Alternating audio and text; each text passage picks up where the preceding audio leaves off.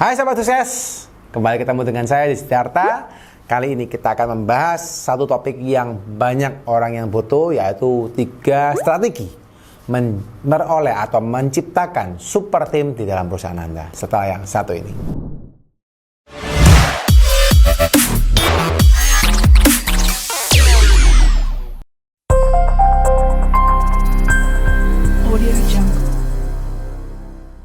Oke teman-teman, kali ini saya akan men-sharingkan satu hal yang berbeda ya. Mungkin buat teman-teman biasanya sering nonton di konten saya adalah ngomong soal pajak gitu ya. Tapi anyway, saya spesialis juga nggak hanya di perpajakan ya. Malah saya spesialisnya banyak di sistemasi bisnis. Jadi kebetulan perusahaan saya ya, namanya The Consulting, kalau teman-teman sudah tahu ya.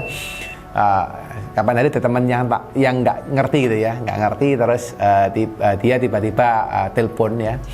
Ya taunya saya di pajak gitu, taunya saya ngomong soal pajak terus gitu, terus pas dia dapat satu konten dari The Consulting perusahaan saya yang lain gitu ya, terus dia ngomong, "Loh ternyata kok Dedi ini yang punya The Consulting." Oh iya gitu ya, tapi di brandingnya soal pajak ya. Tapi anyway ya, memang karena saya tahu banyak orang yang butuh soal informasi pajak ya. Tapi hari saya mau sharing terkait dengan yang lain ya, kebetulan terkait dengan bisnis gitu ya. Jadi buka buat teman-teman yang belajar hari ini tidak hanya ngerti soal pajaknya, tapi bisa membangun bisnis Anda dengan lebih bagus ya.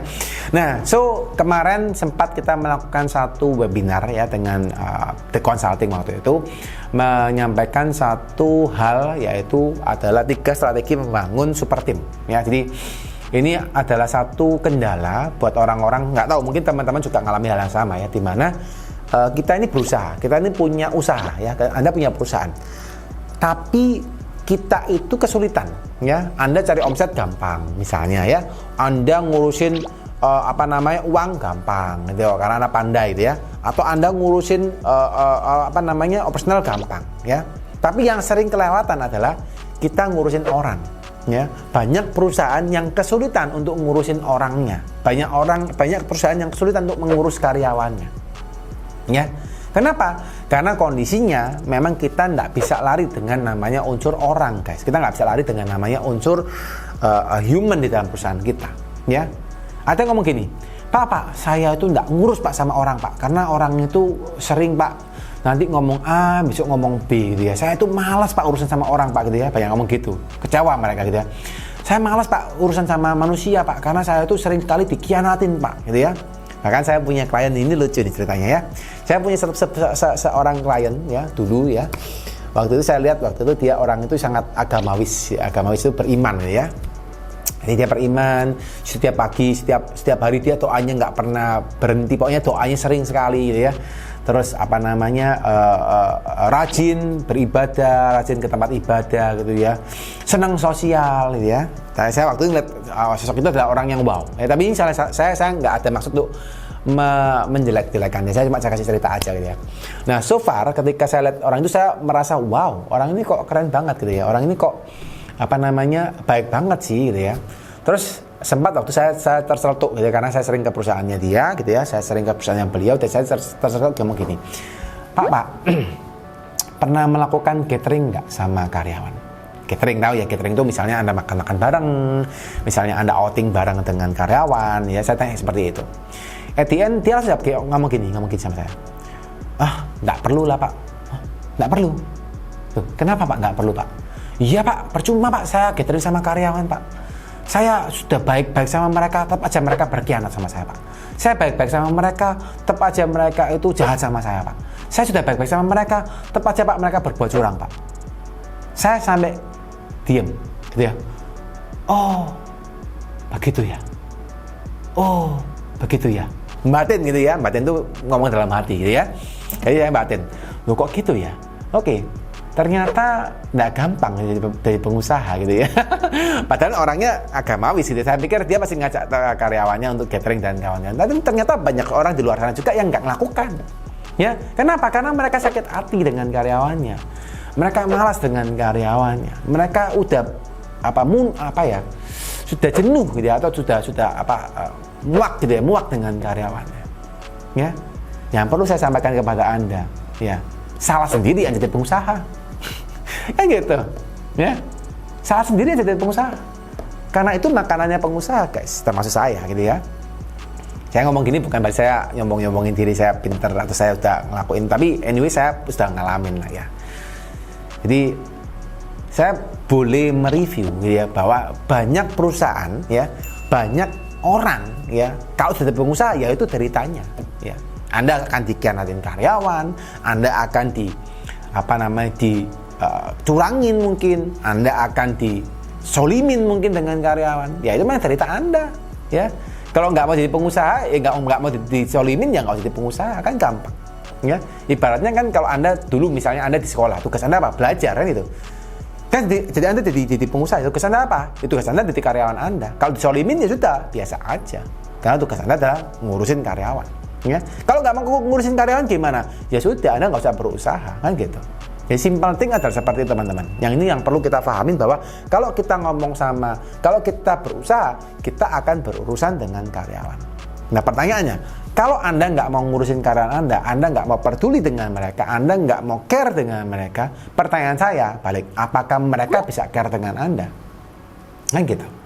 Anda sendiri nggak di-carein sama, misalnya Anda nggak di-carein dengan pasangan Anda, lama-lama Anda juga jengkel, kan gitu. Atau Anda nggak di-carein sama orang lain, atau gini, Anda akan care dengan orang yang care dengan Anda, itu paling gampang. Seringkali kan gitu, ya. So ini kita harus tahu dulu bahwa mindset pengusaha, kita nggak bisa lagi namanya sakit hati dengan karyawan. Yang bisa kita lakukan, kita harus memaksimalkan potensi mereka. Karena ketika mereka punya potensi yang maksimal, barulah mereka bisa mencapai potensi yang terbaik di perusahaan. Dan akhirnya perusahaan Anda baru bisa lebih maju. Jadi goalnya harus di situ. Ya, ini dulu yang perlu Anda pahami. Nah, sekarang pertanyaannya, gimana sih Pak caranya Pak supaya saya bisa mendapatkan super team? Bagaimana saya bisa memiliki super team? Ya. Nah, cara yang pertama teman-teman adalah cara Anda tergantung. Kalau Anda misalnya mendapatkan super team, berarti harus dapat super team yang super. Ya, ibaratnya gini. Kalau Anda tahu nih batu akik gitu ya, tahu nggak ya batu akik ya? Tahu lah ya batu akik ya, yang dulu sering dipakai sama komedian kita ya, tangannya gini-gini ya, banyak batu akiknya gitu ya. Nah, pertanyaan saya, batu akik gitu ya, batu akik gitu, saya nggak tahu batu namanya batu apa gitu yang lainnya, tapi batu akik gitu ya, apakah Anda bisa gosok, Anda bisa poles, kira-kira dia menjadi batu berlian nggak kira-kira? Bisa nggak kira-kira? Saya yakin semua nggak bisa ya. Jadi batu akik ya batu akik ya. Kalau batu berlian kelihatannya seperti batu akik guys, di awalnya kotor gitu ya, kotor sekali, bukan bening kayak yang Anda pakai kalau Anda tahu berlian gitu ya. Ketika digosok guys, baru kelihatan berlian ya. Jadi dua hal ini pasti berbeda. Sama seperti Anda mencari tim. Kalau Anda mencari tim, Anda nggak bisa langsung mendapatkan tim yang begini. Anda pengen timnya bagus, nggak mungkin timnya itu asalnya adalah tim yang habitnya jelek, nggak mungkin ya. Jadi kembali, kalau Anda pengen dapat super tim, Anda harus lihat dulu gimana Anda merekrut karyawannya ya. Ngerekrut karyawannya udah bener nggak sih gitu ya, cari orangnya sudah bener nggak sih gitu ya. Kalau Anda cari orangnya asal-asalan, ya otomatis Anda nggak mungkin bisa dapat tim yang benar. Nah itu yang pertama ya. Yang kedua apa lagi? Ini saya jelaskan secara poin-poinnya ya, supaya teman-teman paham gitu ya. Poin yang kedua adalah apa? Ketika tim masuk ya, seringkali ketika tim masuk adalah, misal ya, Anda masuk nih ketemu sama manajer. Oke, Pak saya baru masuk nih Pak. Oke, baru masuk. Oke, kamu belajar sama senior sana, sama supervisor itu. Pergilah dia ke supervisor. Pak saya baru masuk nih Pak. Supervisornya ngomong, oke, kamu belajar sama manajer gitu ya. Terus manajernya datang. Belajar sama senior gitu ya. Dia ke seniornya gitu ya. Oke, kamu kerjain ini ya, 1, 2, 3, 4, 5, 6. Nih kerjain. Caranya gini, kamu lihat temanmu yang lain cara kerjanya ya. Nah ini guys yang sering dilakukan oleh teman-teman kita sebagai pengusaha ketika menerima karyawan baru ya. Ketika mereka mendapatkan tim yang baru, ngajarnya kayak gitu ya. Pertanyaan saya ya, saya pengen tahu nih buat teman-teman ya. Saya tanya, teman-teman di minggu lalu ya, siang hari ya, minggu lalu siang hari, 1 minggu dari hari ini siang hari, saya tanya, Anda makan apa? Ada yang ingat? Ya, ada yang ingat minggu lalu makan apa? Ya, saya yakin dan percaya semua nggak akan ingat makan apa. Ya mungkin ada beberapa ingat, tapi sebagian besar nggak akan ingat minggu lalu siang makan apa, nggak akan ingat. Ya, Nah, kalau Anda aja makan nggak ingat, makan minggu lalu aja nggak ingat, pertanyaan saya, apakah supervisor Anda, apakah manajer Anda, apakah senior Anda di perusahaan, dia akan tahu secara pasti, dia akan bisa menjelaskan secara pasti apa yang harus dikerjakan oleh karyawan baru? Ya, saya yakin jawabannya tidak bisa. Jadi Anda harus tahu gimana sih karyawannya kalau karyawan baru masuk ke perusahaan Anda seperti apa, ya. Visinya gimana sih perusahaannya, goalnya seperti apa sih, aturannya gimana sih, SOP-nya seperti apa sih, aturan mainnya, checklistnya seperti apa sih, manual book-nya seperti apa, dijelaskan guys, ya, culture-nya perusahaan seperti apa sih, dijelaskan. Jadi dapat karyawan baik, jangan asal di training, harus punya rule of the game-nya, ya.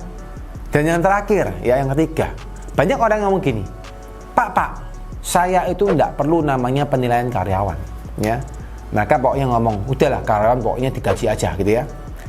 Akhirnya di dalam karyawan gini, wah saya ini kerja baik, tapi gajinya kok sama dengan karyawan yang kerjanya nggak baik.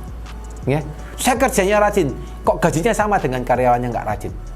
Makanya akan terjadi karyawan yang rajin akan terdemotivasi. Ya, dia akan turun semangatnya, dia akan turun motivasinya, dan dia akan malas bekerja, teman-teman. Yang akhirnya apa? Akan membuat karyawan Anda yang baik pun menjadi karyawan yang tidak baik. Ya, dan akhirnya di dalam perusahaan Anda akan mendapatkan semua timnya karyawan yang tidak bersemangat. Ya, dan tentunya akan ngefek dengan kinerja daripada perusahaan Anda. Nah, so guys, penting sekali di dalam perusahaan Anda perlu untuk menilai gimana sih caranya Anda untuk bisa nilai karyawan yang baik dan karyawan yang nggak baik. Dan ada reward punishment-nya. Kalau yang baik dikasih reward, yang jelek dikasih punishment. Baru mereka mau fighting, ya. Baru mereka mau semangat. Nah, itu yang harus dilakukan. Ya, jadi 3 cara ini teman-teman, ini cara sederhana ya. Anyway, kalau saya waktu jelaskan di webinar cukup panjang ya, teman-teman. Kalau misalnya pengen tahu lebih lanjut, teman-teman boleh DM ya di saya, atau teman-teman boleh DM juga di The Consulting ya, tanya. Kita punya, kalau nggak salah kita punya sesi berikutnya, teman-teman boleh ikutin kalau memang ada ya sesi yang berikutnya. Teman-teman boleh belajar ya gimana caranya Anda bisa mendapatkan atau membuat super tim di perusahaan Anda supaya usaha Anda juga bisa lebih maju, lebih bertumbuh. Ya, kurang lebih teman-teman, semoga tim Sikat ini bisa menjadi satu wawasan buat teman-teman ya. Buat yang belum paham, teman-teman yang masih bingung, silakan boleh DM di bawah. Mau dapat respon cepat, silakan follow saya di Instagram, dan boleh DM atau tanya di story juga boleh. Yang merasa happy dengan video ini, silakan di-share videonya dan di-like ya, supaya bisa memberikan inspirasi buat teman-teman Anda yang lain juga. Dan yang belum subscribe, silakan di-subscribe ya. Sekian teman-teman, semoga teman-teman selalu sehat, selalu diberkatin, dan selalu happy ya. Bye-bye.